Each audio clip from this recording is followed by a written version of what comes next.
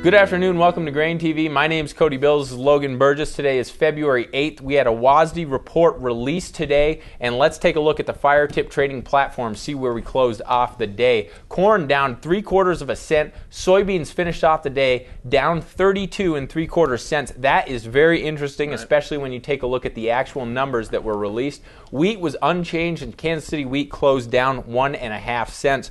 Let's get right into the report, though. Guys, I know a lot of people do know how to get the WSDA report, but this is the website. If you don't know how to get the PDF that the USDA releases, this is the website that you can go to, and you can kind of dig into it. They have some nice summaries at the top for each grain, and kind of breaks down what additions or subtractions they made to the previous WSDA report. Logan, wheat had a bit of a surprise. Maybe you could break down the numbers. Yeah, Cody, analysts' expectations coming into this report were for ending stocks of wheat to be increased slightly here. We actually saw a net reduction in ending stocks. What was kind of driving that number there was the feed and residual number, which was raised by 25 million bushels on net, giving us a 25 million bushel decrease to ending stocks. So certainly something there that came as a surprise. We saw wheat trade higher early on in the session here, but actually closed with quite a bit of selling here toward the end of the session. Weren't really able to hold on to those gains. So I think people looked at it, took an initial first take, took it as a bullish report, but really wasn't able to hold in there toward the close. Yeah, and one of the other things that we saw today is just the trade action. It seemed very kind of really choppy for corn. It was really choppy for wheat, and for soybeans it was kind of perplexing considering the numbers. Let's take a look at the corn chart here. One of the things you'll notice here is that food, seed, and industrial improved by 20 million bushels. We did see exports reduced by 50 million bushels. The bottom line here is we have ending stocks adding 30 million bushels. That is going to be a bit bearish. One of the surprises about this corn supply and demand chart here is that we didn't see any revisions to ethanol, and ethanol has been producing a very small amount relative to what we've seen in the past.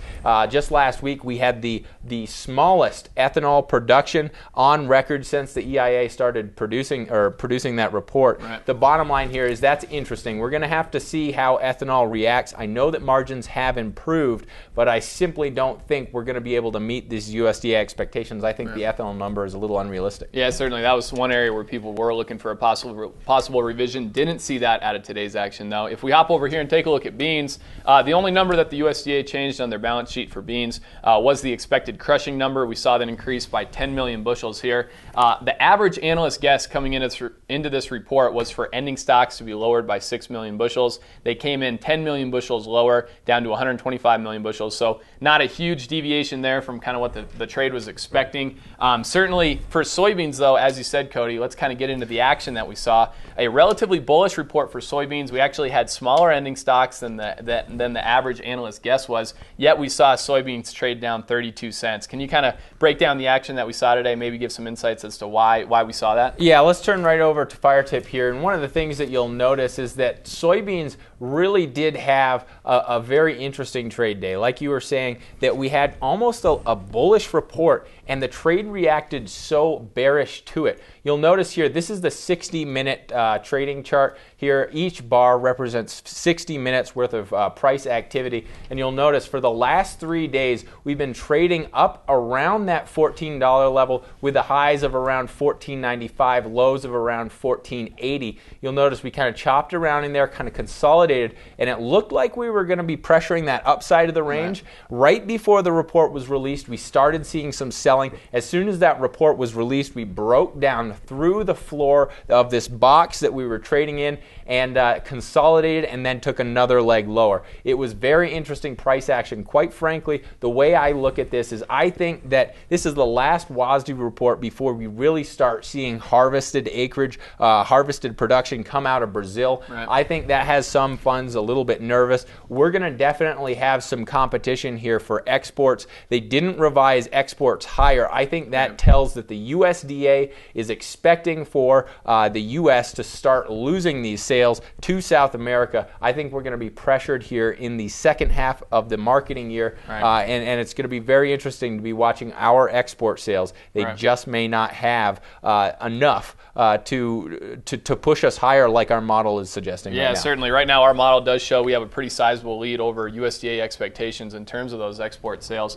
But, as you said, they didn't make any revisions today for export sales. I think one thing that the soybean bulls are going to point out to is that right now the Buenos Aires Grain Exchange is looking for a domestic production number for soybeans about 3 million metric tons lower than what the USDA is currently using. So I think there's some thought there that maybe the USDA is overestimating that crop. Could be the case with Brazil as well. Only time will tell, but I think you're absolutely right, Cody. It's gonna remain very hard for U.S. beans to remain competitive here when they start taking those beans out of the field in South America. Yeah, and I think really, this is the daily chart here. I think there's a good chance we'll see some follow-through selling for soybeans. Yep. This just had a very interesting tone about it. The trade reaction was just very contrary to the actual numbers that were released, and I wouldn't be surprised if we see some liquidation in the days to come. Yeah. One thing that's interesting, let's take a look at the corn chart here. Now you'll notice that corn really, it didn't change much. I think early on in the trade, if you were to actually look at the 5-minute chart, and guys that don't have access to that, take a demo of the Fire Tip trading platform.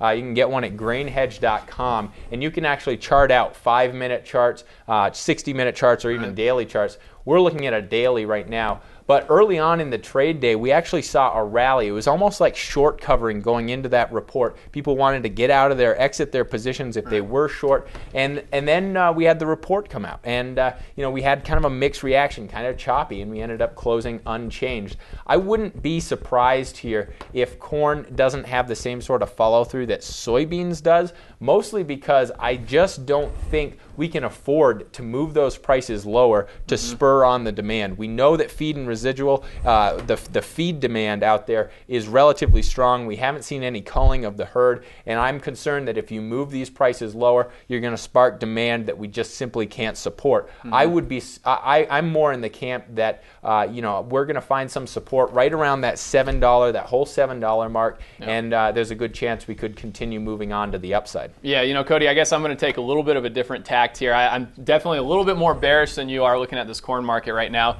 I guess when I'm looking at these numbers, I see the numbers that we saw this morning, 30 million bushels higher for ending stocks, kind of as confirmation that the demand right now is not in this market, particularly from export sales and from ethanol, which they haven't revised since the August WASDE. So that's one number I'm still looking that the USDA may be overstating in terms of corn. And if I look at a daily chart here, it has that feel of a chart that's making lower lows and lower highs, just kind of grinding lower into planning, similar to what we saw last year when ending stocks were tight as well. Yeah, and I would agree with that. I think there's a lot of depth in what you just said in terms of analysis. Yeah. One thing to point out though is we have seen margins improve for ethanol, so that is kind of the wild card. Maybe those margins are going to increase the production and get us back on target. That's going to be a hard shoes to fill. The USDA is definitely estimating ethanol on the higher side of the range that I think is possible, but we're just going to have to see. That pretty much wraps up today's